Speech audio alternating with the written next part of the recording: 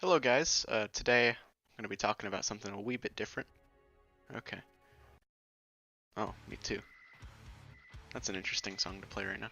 So, me and a friend of mine today, while having some dinner, lunch, we started working on a board game. It's basically Monopoly, just a lot more fucked up. It started off as like a joke conversation, but then we started actually thinking up like rules and how it would work. And eventually we started writing down a bunch of shit, and now we're here. Um, So the current like stand-in title is depression, just because that's what we were jokingly calling it at the time. So I'm gonna explain the current rule setup for how it is right now, like what we have set up. We're gonna put in more and like straighten a few things out. And there's a few things that we like want to do, but we haven't like yet thought about enough to actually have it work into the system. And we haven't really thought up like how money's gonna work, because it follows the same core concept of Monopoly, just expanded.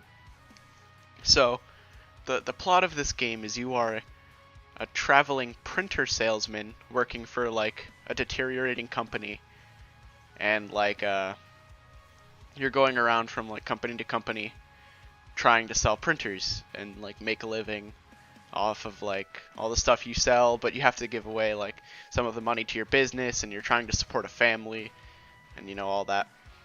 It's up to 4 players, and so first thing I wanted to talk about was the starting locations. Instead of everyone starting from one place, each corner of the area is a home. I wish I had like a laser pointer. That'd be great.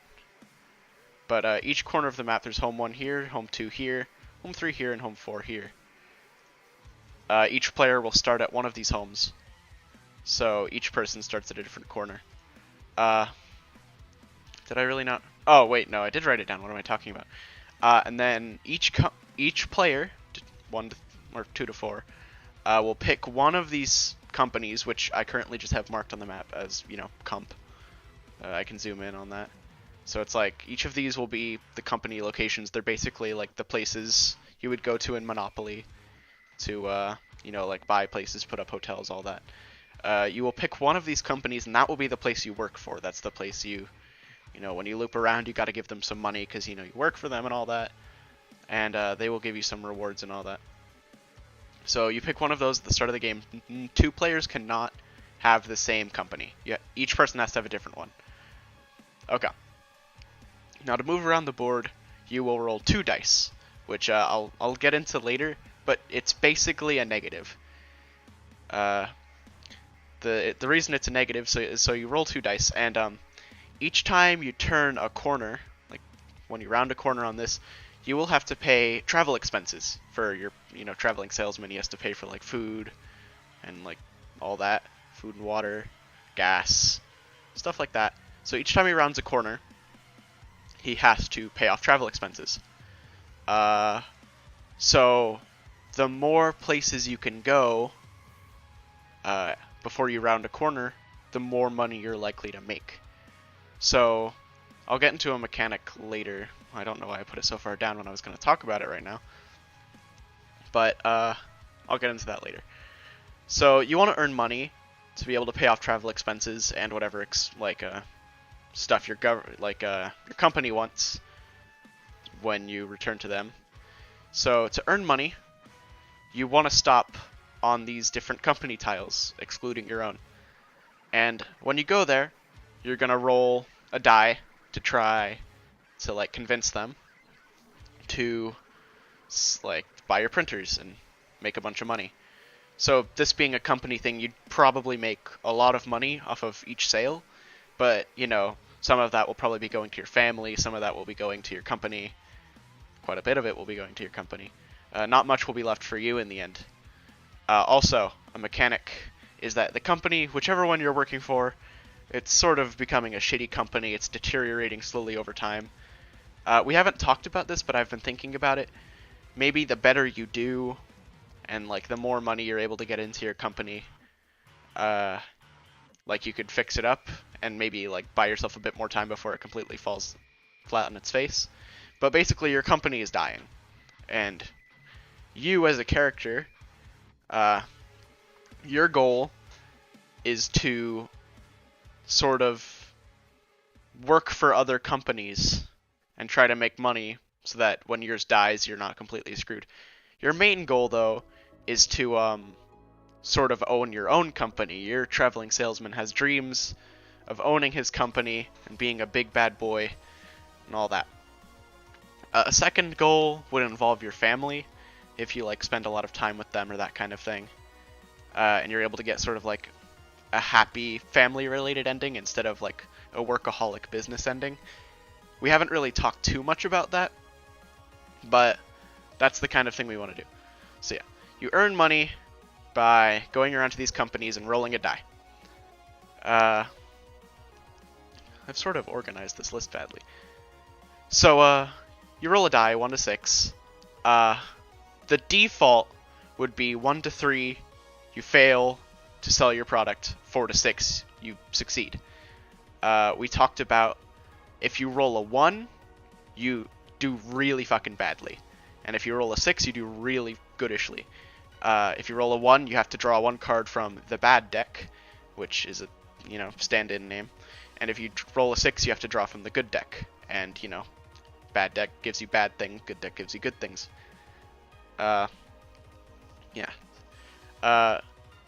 Over your trip, since you're trying to make as much money as possible before rounding those corners, because of travel expenses, you are allowed to do a thing where you can roll 1 die, which is basically, let's say you roll the 2 die, and the first one's a 3, and like the fourth one, or the second one's a 4. You can take the die with the lowest number, so in this case it would be the die that rolled 3, and in any one of those 3 spots, you can choose to stay at a hotel, which would, cost some sort of money, but it would allow you to stop anywhere in those 3 spaces that you want. And it would also, slow you down on your trip to the corner. So, it costs a bit of money, but your goal is to try to, shut up. Your goal is to try to make that money back on whatever sales you do or whatever. If you just want to, stop on a railroad or something, you can do that. But, yeah, your goal is to try to make it balance out to where you're gaining money instead of losing money. So there's 2 meters. Originally 1 meter, but we split it into 2. One of them is your stress meter, which will be tied to sort of work, and your happiness meter, which will be tied to what's going on in your character's life at the time. So the more work you have to do, the more money you'll be gaining, but the more stressed out your character's going to be. This could have good and bad effects. Your character will be super devoted to doing work because they're stressed out about it and they want to make as much money and support their family and stuff, but it could lead to, I don't know, them being distracted and not paying attention to other things, that kind of thing. The lower your stress is, that generally would imply you have less to do, so you don't have that much work. Could lead to not really caring. Maybe your character doesn't want to do anything anymore because they don't really have a point.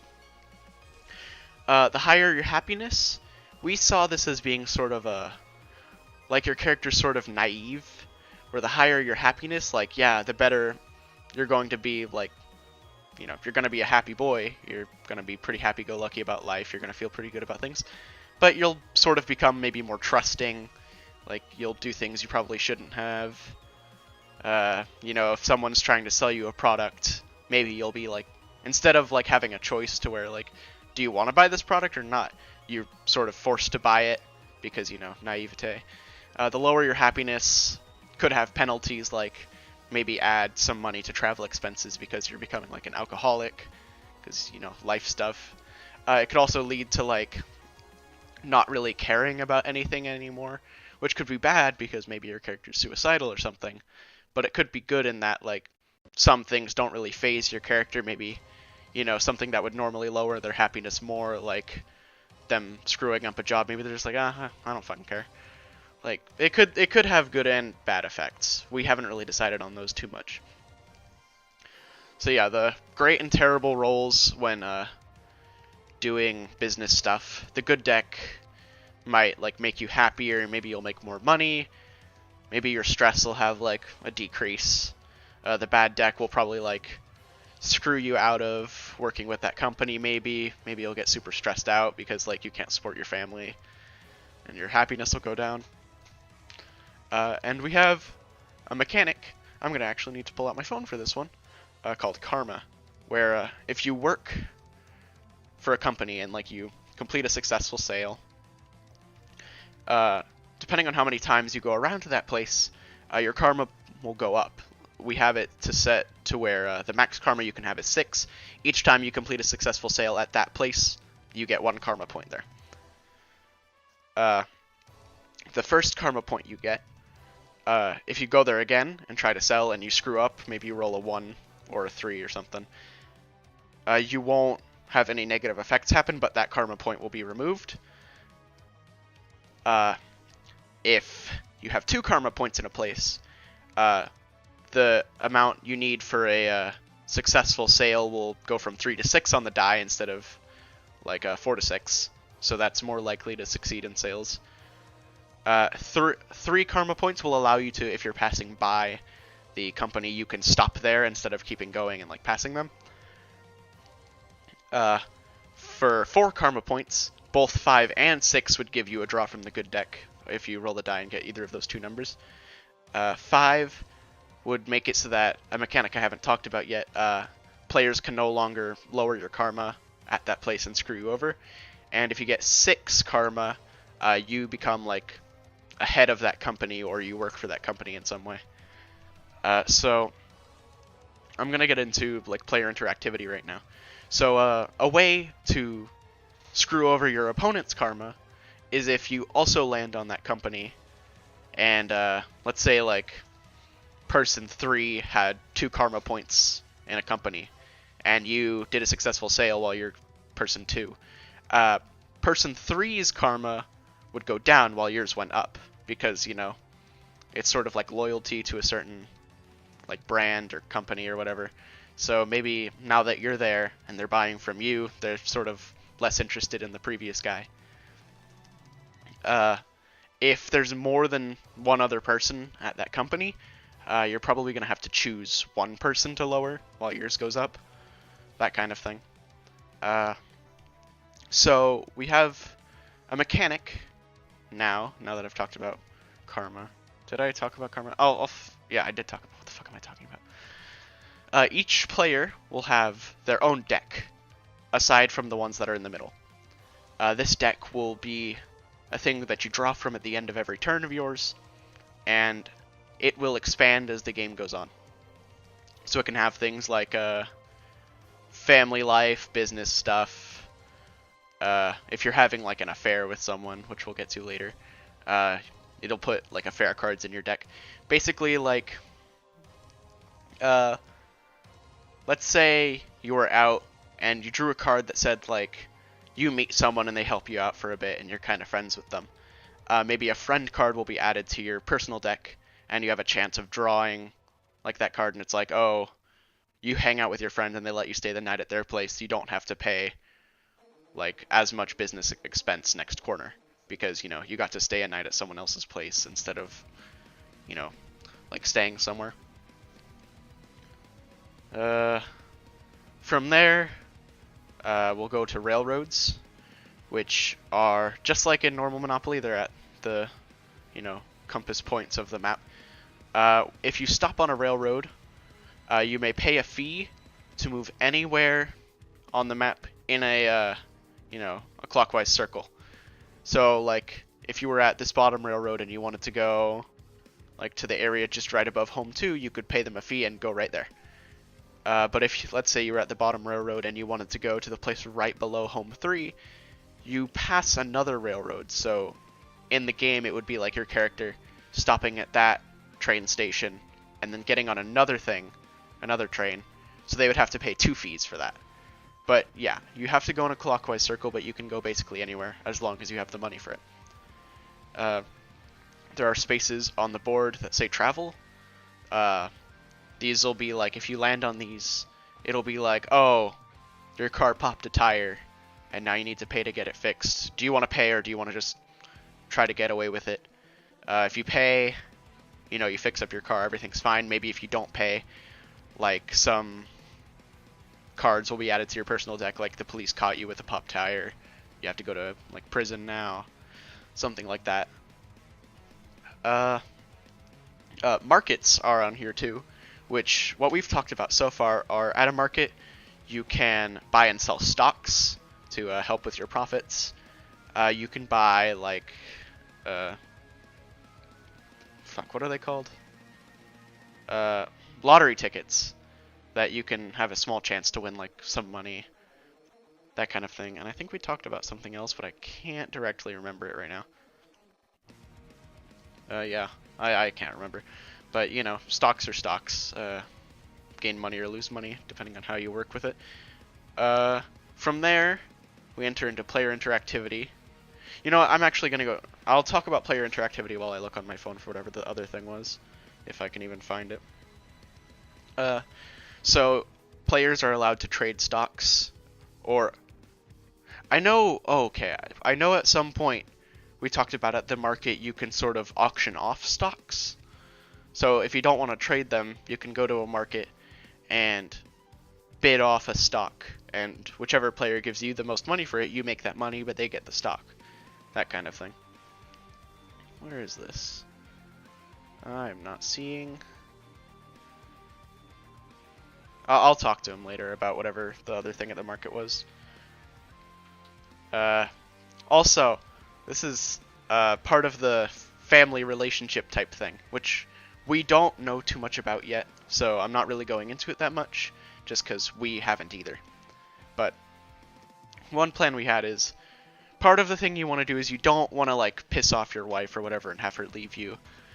Because maybe at some point, like each time you pass by home, maybe she could give you a bit of money from whatever work she's been doing to help you with what you're doing.